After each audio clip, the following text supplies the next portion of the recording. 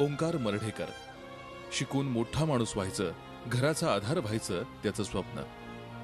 पण काळाला ते मान्य नव्हतं.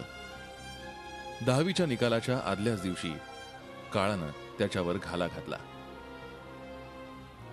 ओझरे गावात राहणारा ओंकार सुट्टीत वडिलांना मदत म्हणून शेतीची कामं करत होता.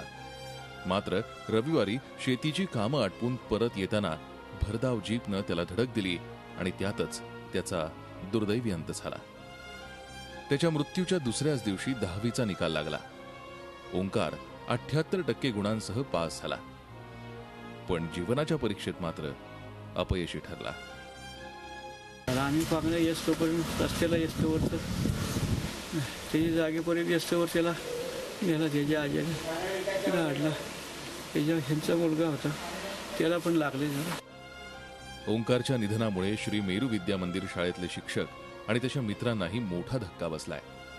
ओंकारच्या आठवणींनी त्यांचा कंठ दाटून येत होता.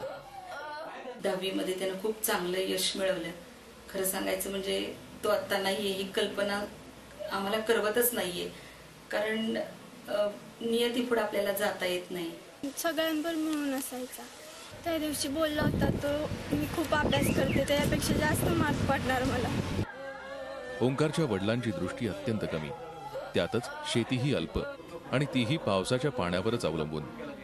अशा परिस्थितीत मुलगा म्हातारपणाचा आधार होईल अशी या मायबापाची आशा. पण लाडक्या मुलाच्या निधनामुळे मर्ढेकर कुटुंब पार कोलमडून गेलंय. Samrat Gaikwad, Zee media, Satara. Zee 24 तास रहा एक पाऊल पुढे.